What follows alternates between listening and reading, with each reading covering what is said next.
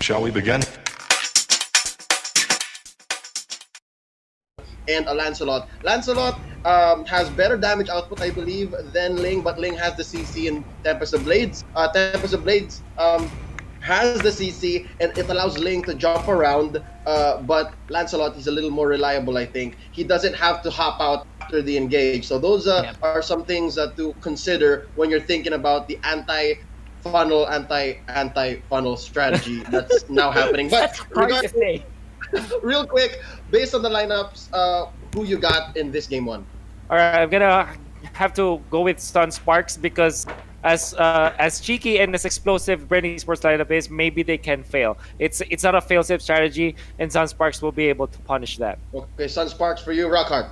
Yeah, Sunsparks, I feel like they're not dilly-dallying. Dilly-dallying, am I saying that Yes, right? that's I right. don't think they're not in any mood to play around here with the lineup that they drafted. And there is some potential for Bren's lineup to go crazy, but at the same time, there is a reason why Gushin is not picked that often in the MPL, and we might see it here. So it's going to be a quick Sunsparks for me. Okay, make it 3 Sunsparks, 3-0. Let's see what Seiya and Nomad think as they're about to call the action. It's all yours. Well, I personally think that it's going to be a Sunspark game. I don't know about you, Seiya, but we are going to be delivering you the action here in the upper bracket finals of the Mobile Legends Bang Professional League Season 5 playoffs. And I am Nomad. Alongside with me is Seiya. What do you think? Is it going to be a Sunsparks game, or are you going to be breaking the norm and make it and give it to Brent? You know, when I kind of, uncertain of having my own predictions since I think of course caster for now, but I will agree with the panelists alongside with you. It's a Sunsparks game simply because for this specific playoffs, we really can't afford any more cheeky plays. And it's true, Bren Esports individually can really use this types of heroes with the West. But the thing is, there's also the question of the team play on how they would come and execute this properly. But without further ado, Nomad, this is our third series, game number 1 between Sunsparks and Bren Esports. And it's going to be crucial to see how Bren Esports would actually capitalize on few on that Gushin, actually. A bit of an early invade here on the side of Bren Esports. Sunsparks will be disengaging. Instead, I think Bren Esports is gonna try to funnel as much money as they can to few. I guess that is the game plan here.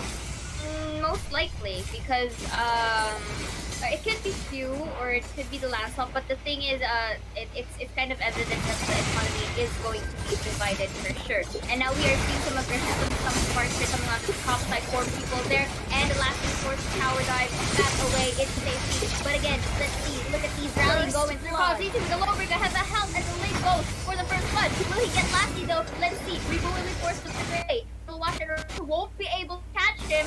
It goes to Ringo for This is a very interesting fight. As I say that, the fight is continuing. Nice ejection under turret. Rachel will almost takes out Reflation there.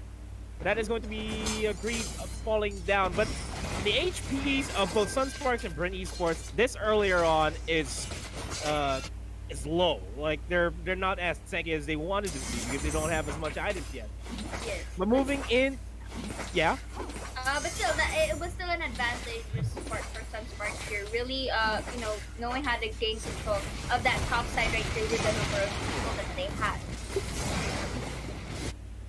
And speaking of numbers, there's a big number here over the top side just to secure few. I guess that would be converted into a turn push unless Lassie decides to use Force of Nature on this, but I don't think he's going to last any longer because that is a 4-man pressure here from Sunspark, securing the kill and eventually securing that turret push as soon as the minion wave comes in. Yes, so far I like how Sunsparks here is really grouping up or clumping up together and going for these 1-2-1 pickoffs right here onto the top and to the middle side of our lanes. It gives them the economy that they need, and at the same time it kind of shackles the initial strategy of Bren Esports. But again, even though Sunsparks has this quite evident amount of lead, you you still really can't neglect them out just yet. Because come the late game, I think Bren Esports can still push this through. But how can they though? If Coco here is going to be guarded with the Guardian's Barrier, Lady will be going in and goes for that kill. But the exchange is going to be real while View tries to go for JP, but manages to shift it to a different target instead. And I think Falling Star Moon will be immobilizing View. Let's see if Bren Esports can still catch up through. And let's see, look at that below it because the LPJ foresees the flicker at the highest will go for the cleanup. Reflecia, low on health. Macho will be taking that kill, and this is yet over. The face is done. Will JP and the others get him? Revo will be using this flare away, but the last insanity used to pop him up and go for that cornering, and finally, Ling goes for the kill. And this is how Sunsparks is slowly winning this. JP is sitting at 5-0 with a bounty hunter on that Ling. And JP has been showing a masterful work here as the Ling. But nice attempt there with the Thorn Rose to try to steal a turtle. But I think Coco is the next one to go down. The Reflecia pops out the glorious pathway in order to chase the Rangers here for Carlteasy. Carlteasy almost takes down JP. And Carlteasy just one more auto attack, and that would have been it from him if only Greed was in range. But that's going to be the kill secure. Revo will be using that Divine Judgment to secure the kill on Greed. But as I was saying, JP was just really showing how masterful he is on that Ling. But at the same time, Carlteasy on that Lancelot, you really don't want to discount them with that fact that he's just a micro god, Carlteasy. Yes, indeed. And did you see how beautifully Greed protected the Ling there? Because if not, that would be a good trade-off for the side of Bren Esports. And that was a close call for the side of Sunsparks. But then again, going back here, we are now starting to see a little bit of, the advantages ahead for the side of Sunsparks. And then another pick-off is going to come through. Looks like this is like no break for the side of Skirmish. Fight right here as Coco will be cornered by Reflecia and Kilowatt. Let's see if they will get a trade-off for themselves. You will be cornered again by the Sling right to go to that cleanup and forcing Red Esports to go for the tower dive. Let's Guardian's Barrier will be used for this engagement. This is a good discipline for the side of Red Esports. Man, JP just came in at the last second just to finish off the job. That's how Ling should be doing things. And 10-4, 6,000 gold in here for Sunsparks. They're really making sure that Bren Esports does not have any room to breathe here. And I think they are going to try to steal this buff from Bren Esports. But that is going to be a complete disengage. They might just focus on the turtle this time around.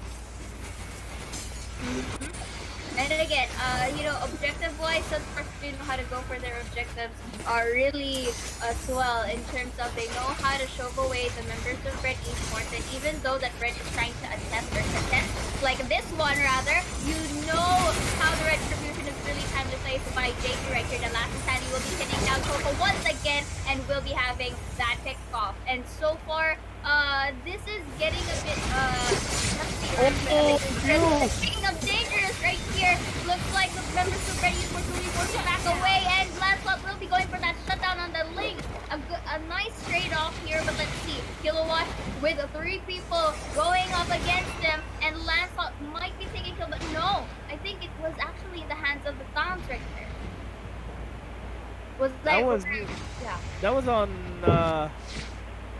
That was a good kill though. But they didn't want to give it to. They didn't want to give the kill to Carlteasy, so might as well just give it to Lassie, right?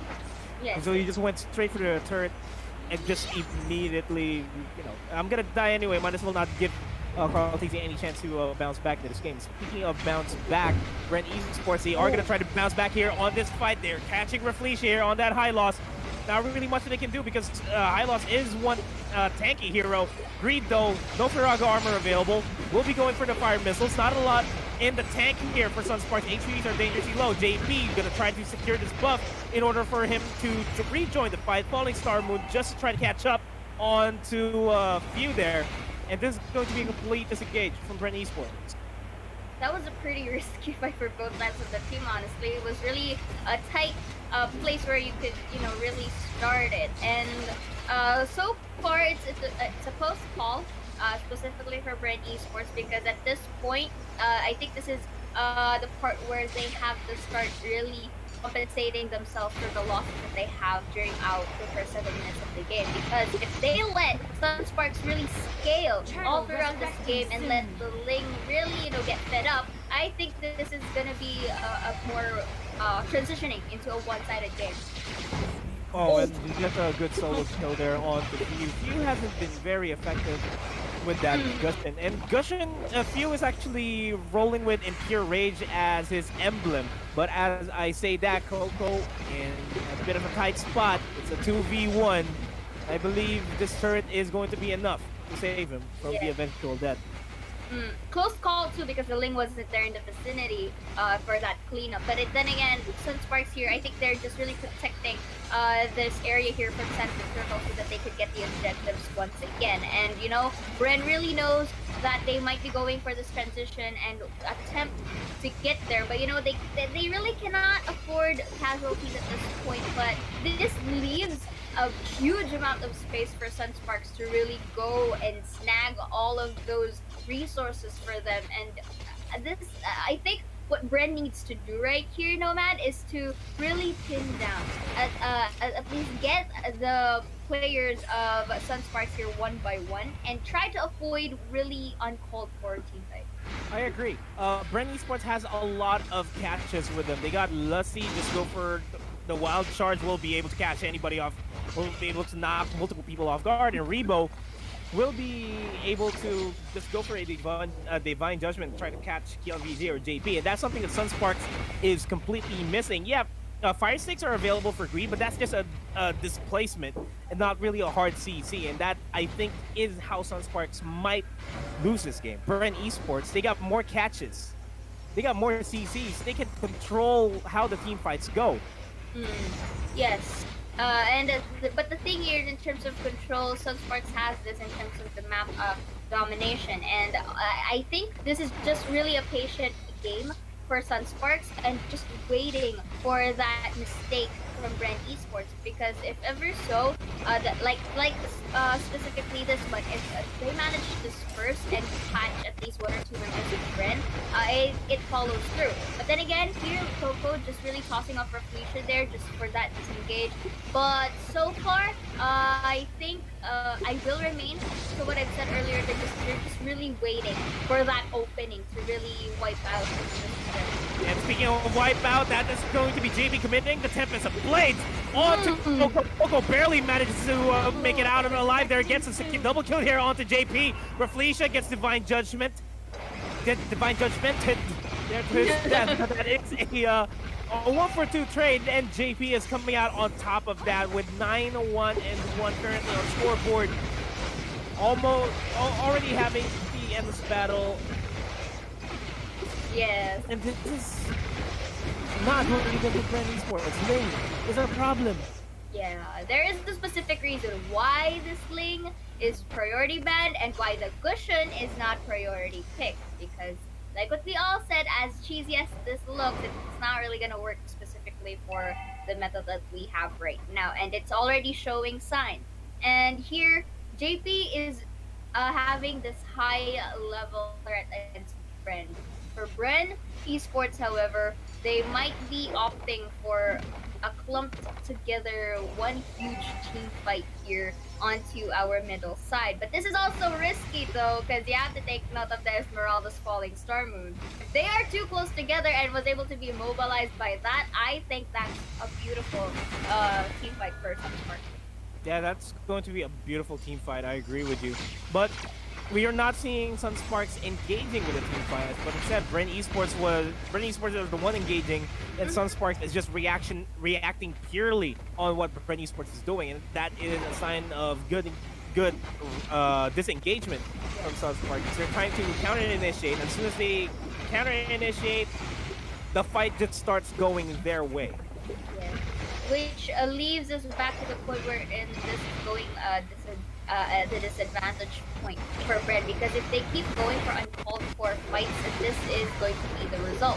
So I like it how Greed used his last sanity to show off the members of Bren and transitions to the middle side. But then Esmeralda here will be having a kill of his own. But look at that, the side. While you're pushing that middle side of the tower, there was, clashes here and there, but no casualties so far. But okay, Greed here with a low amount of health. Good thing he still has immortality in his hand, but there are still no minions. So Sunsparks here is just really taking their time, transitioning from one turret to another, leaving Bren with no pushing. And I think it's gonna be over. Temple Stage will be used. Esmeralda will be having kill on his sword with his Raga armor. And again, looking here, looks like this is game number 1 in the hands of Sunsparks. Wow, that was complete dominance from Sunsparks. This is uncharacteristic from Bren Esports. We have not seen Bren Esports suffer this big of a loss in the playoffs, for that matter. And it was just completely one-sided. Sunsparks were able to secure objectives, secure big team fights, and make sure that they don't give Calteezy any chance to come back in the game by giving him kills. And I feel like Calteezy was the only linchpin here in the side of Sunsparks to really win the game. If Calteezy went online, could have been a different story, but that's just how it is. True. And it's also evident the mispositionings of Coco and Few during the skirmishes fights that we've been witnessing, and also how can Sunsparks abuse the mispositionings of Bren Esports. So that's what nila. Sigaw muna siya, Baloy Tohoy, no? Baloy Tohoy. Kidding aside, man, ito yung sinasabi natin dito. Sunsparks, they're very good at taking the jungle of the enemy. And they ramped up yung potential nila, yung jungle ng kalaban, just because they have a Selena. And ito yung prowess talaga na isang Selena eh. If you think that putting down abyssal traps, yung ini-spread mo yan, medyo matrabaho. Medyo matrabaho, pero it gives you a certain amount of information. Remember, information is power sa mga MOBAs, especially sa ML na limited yung vision lim na pwede mo gawin. So, information is power. And if you know kung saan nakapwesto dito si Carl Z, yung fina-funnel nila o yung mga importanteng heroes, there is a moment to be proactive or reactive. So, alam mo yon, may certain gap between na parang may isip mo kung ano yung gusto mong gawin, kung gusto mo ba i-contest o gusto mo iwasan. I think, Paring Butters, yung sinabi mong Sunsparks, I think proven yon na isa talaga sila na sila yung number 1 team in terms of being successful in countering the jungle, no? In countering the jungle of the enemies. Again, commendable yung Baloy Tohoy arrow ni Sir Greed. Ayan, syempre. And syempre dinagdagan pa nila ng more pressure right now, of course, with this X-Borg. Pero guys, pumili na ang Bren Esports. Chantel. 1-1 ang last pick. Chantel, can you please tell us kung ano ngayon dito sa picks ng Bren? Ito for Bren Esports, magandang pasok dito si Popoling Cupa. And let us not forget yung game ng Bren Esports when we're in 0-7 yung kalaban nila, pero binaliktad nila dahil lang sa isang triple kill ng isang 1-1. Automatically, nanalo sila for that game. So for Bren Esports, napakaganda. Support, damage output, kompleto. For Sunsparks dito, yes, nandun si Baloy Toy, pero parang parang mahirap pagka may kalaban kang aso eh. Parang ang hirap pusunod ng aso, ang hirap i-penetrate nun kasi yun na agad yung defensive strat for Bren Esports, and this is Bren Esports we are talking about, at si Cards na may hawak ng 1-1. Total, Chantel, hindi naman natin tatawaging Few and Kupa, yung Popol and Kupa, 'di ba? Kasi nga gamit ngayon ni Few ito. Guys, tapos na ang ating draft. Lolita last pick for Sunsparks. I think the counter to the 1-1. What are your predictions para dito sa ating game number 2? Butters, mauna. Ayaw mo ba? Ako na una kanina. Sentel, huwag ka madaya. Ang Tel, hirap. huwag ka madaya. Ate, sige. Ang hirap kasi i-counter nung 1-1. Although meron kasi Lolita si Sunsparks, pero I'll have to give credit dito sa draft ng Bren Esports. Bren for Chantel. Butters. I want Bren to make use of this 1-1. Kasi ang problema kay 1-1 lang is medyo matagal talaga mag-online. Pero if work, nakita natin to no regular season na pag-aaral nila. I wanna see a game 3. Let's go, Bren. Bren. Butters, parehas tayo. Gusto ko ring sulit ang oras. Gusto ko rin na sulit ang ratings Si Mr. Valdez. para matawa naman si Mr. Valdez. Ayan, it is unanimous. Diba? Unanimous na. Hindi na anonymous. Anonymous decision. Para dito sa ating panelist desk, pasa na natin kay Prof. P at kay paring Shinbu. Maraming salamat, Manjin, and of course, Butters and Chantel. Game number 2, mga kaibigan. Bren Esports versus Sunsparks. Very, very interesting yung 1-1. Yan ang hinahanap natin, hindi yung Gusion. Explosive, yung mga lilipad. Yes. High. Saka may pa ni Carl Z, which we consider the strongest player in the league, apparently, no? Ang problema lang, dinidisrespect kasi si JP, eh. Hindi nire-respect yung Ling, no? Buti na nakapa na ngayon.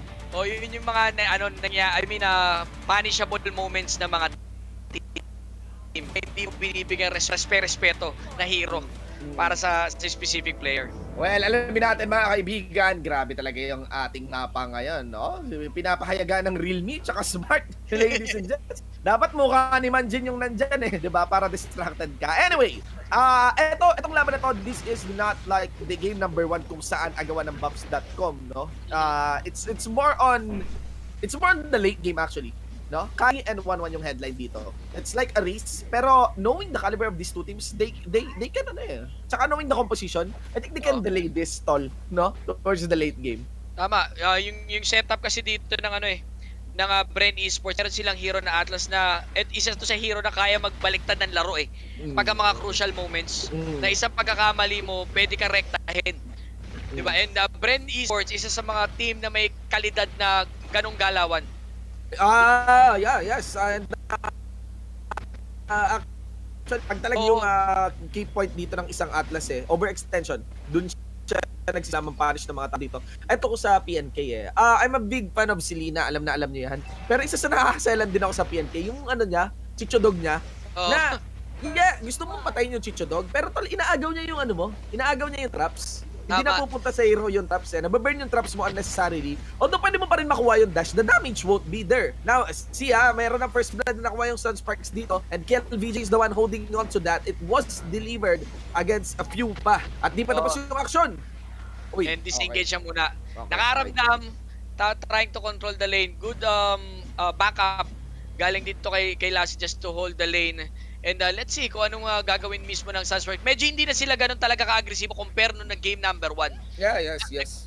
Ito na yung totoong laro na pakiramdaman. Kung sino una magkamali or nag-overextend, passive na mapunish. Yeah. Tsaka kasi, so yung Sunsparks dito mag-aabang ng araw. That's the thing, di ba? Yung last insanity pang second follow-up, kahit yung Limon Blast, hindi mo pang entrada yan, Habang yung Bren naman,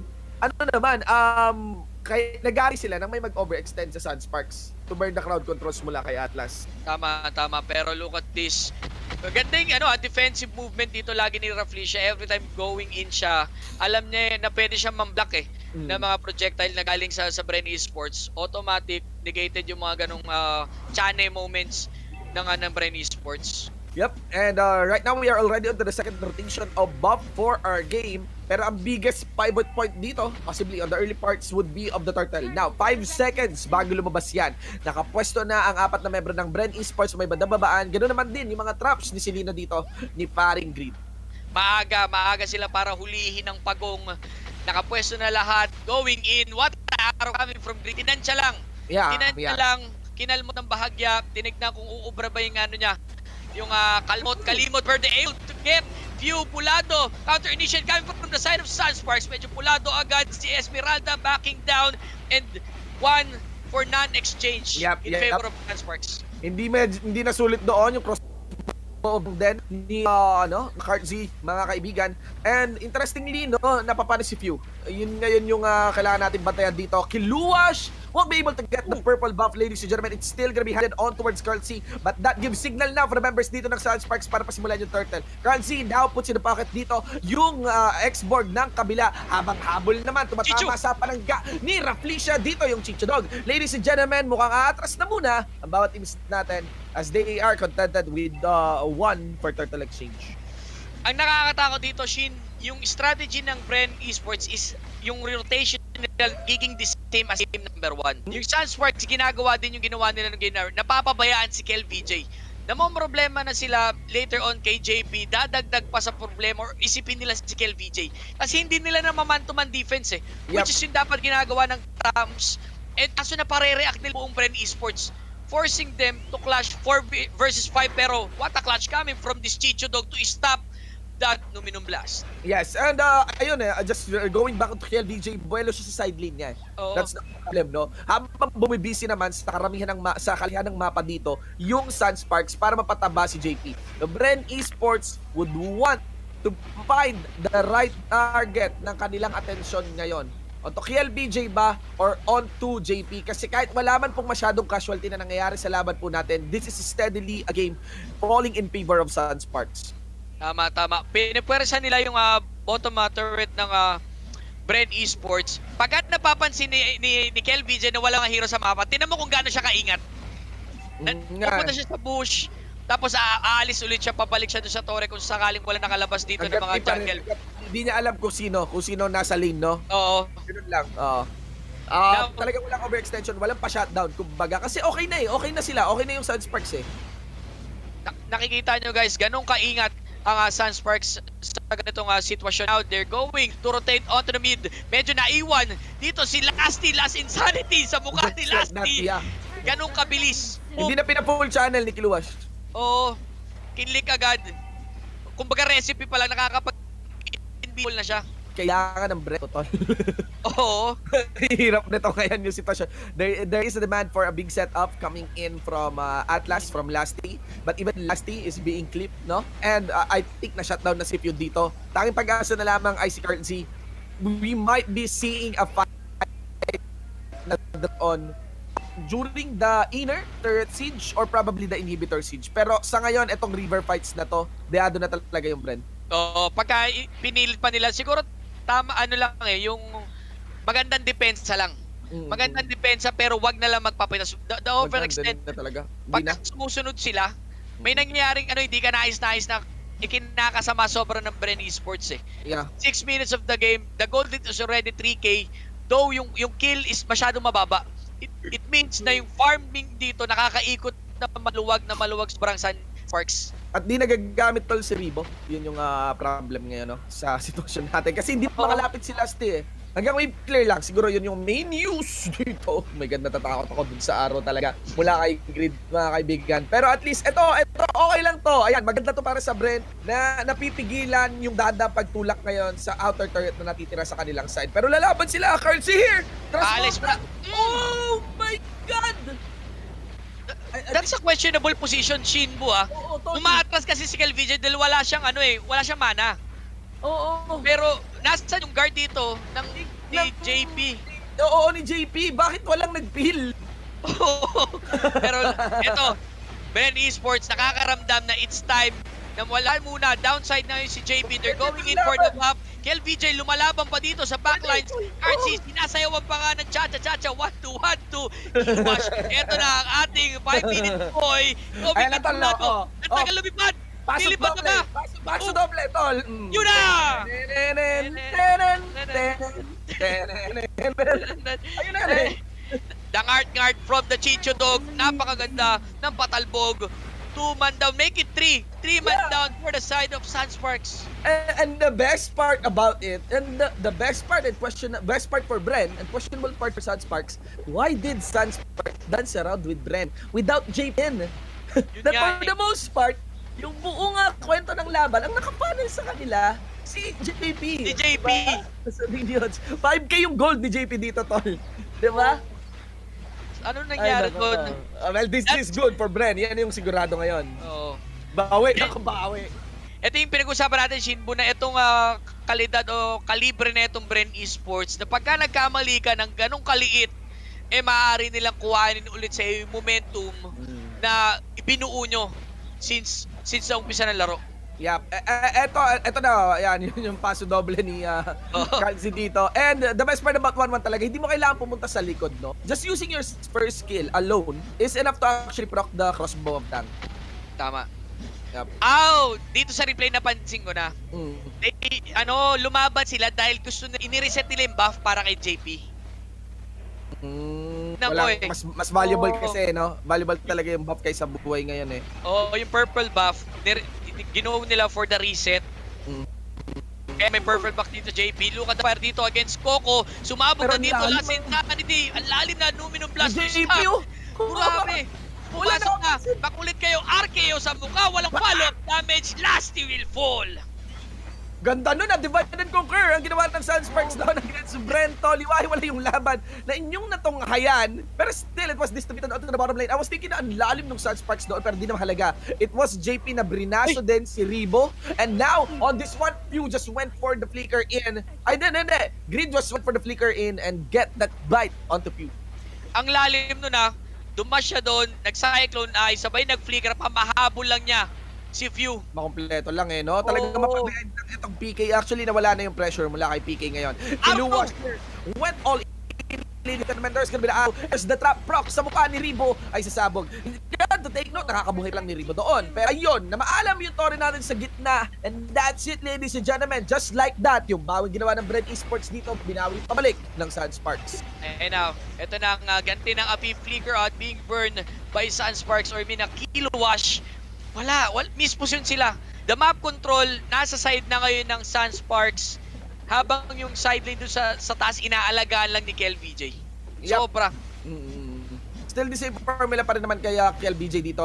Balik nga tayo dun sa sinani Nostra kung I think yung talagang init or lag ng laban natin manggagaling sa inhibitor turret siege. Ito na yun ang problema, I feel na with this kind of composition and lead pa rin, yung mga clashes, hindi siya yung klase ng mga clashes that you will walk out alive, no?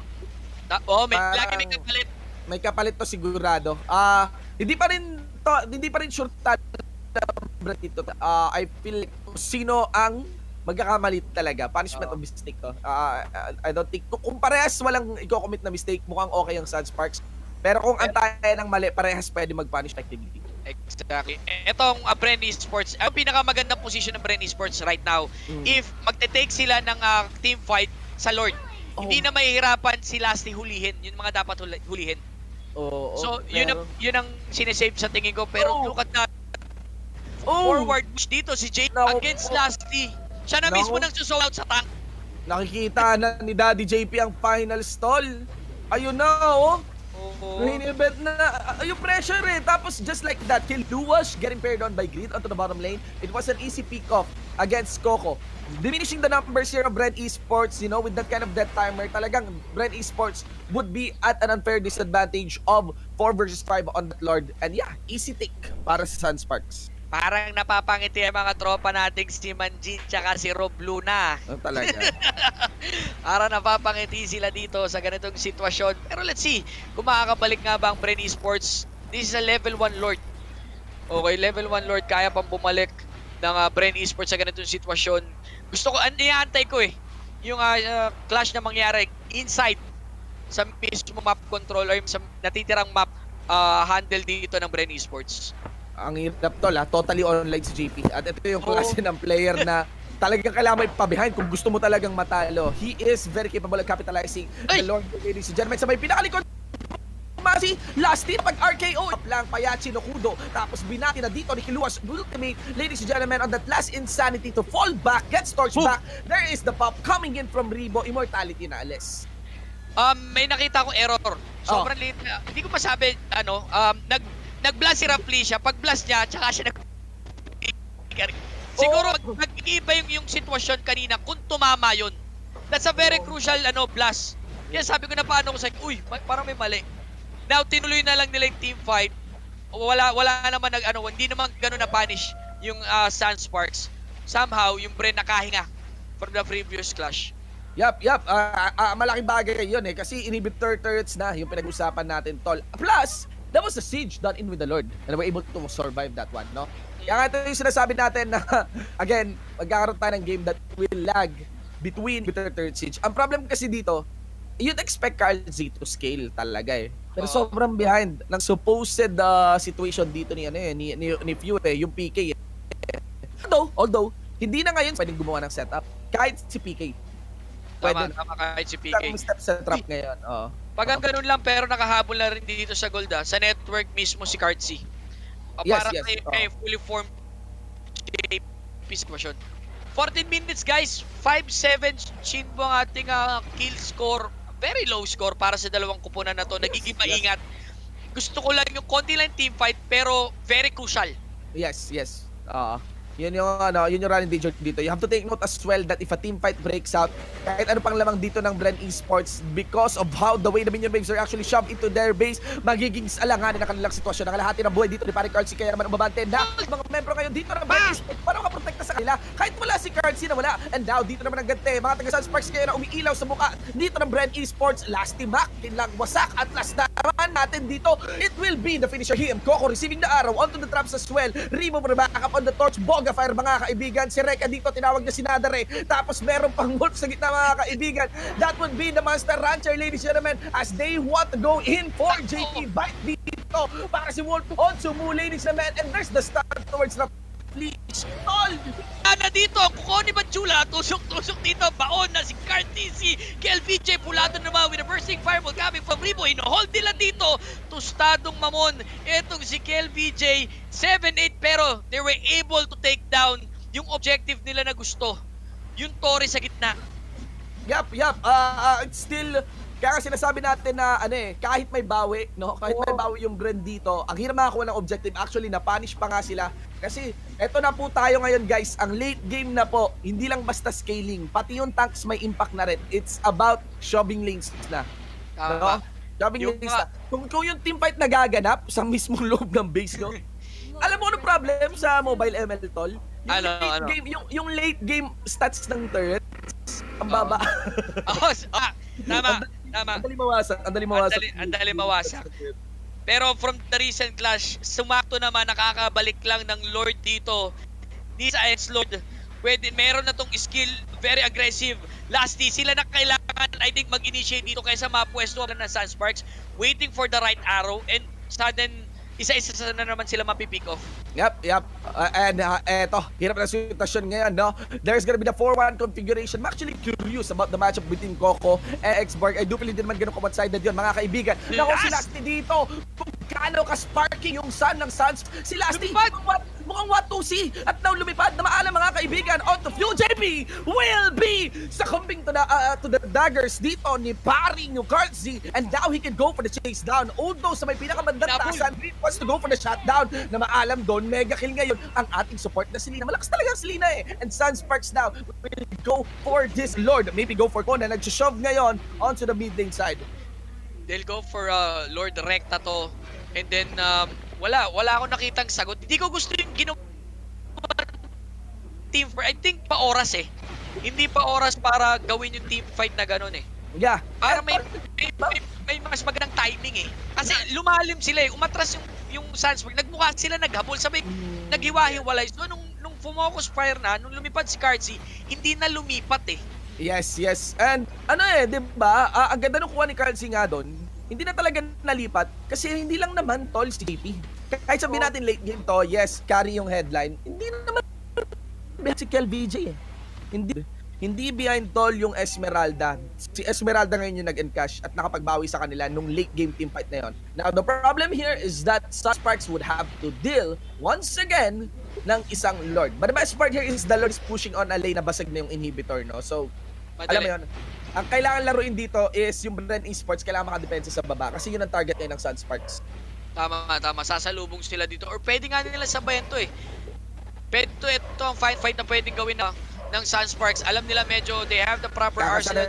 Kakasanayan. Pumasok na dito, sumabog si Cupa. Last insanity sa tatlong miyembro ng Bren Esports.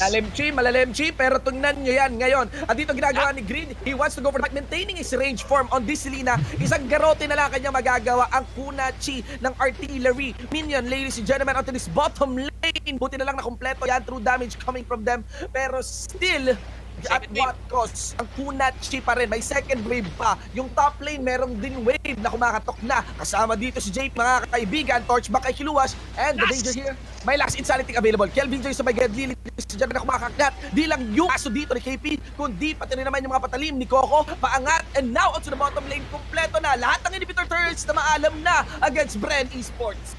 Kaliwat kanan, harap likod, kung saan nanggagaling ang Sunspark dito, RKO sa mukha, ang daming pulado, Lasty will fall, pop, immortality, habang sa likod, sinusunog na dito si Coco, apoy, laban sa apoy, nanalo na dito. Yeah, that's it, ladies and gentlemen. The mini-wave start too much, so just focus onto the base. Ay, di, kulang ng isa! Kulang pa, pero hindi, ang dami, walang minions, pero walang heroes, yun ang problema ngayon mga kaibigan, and that's it!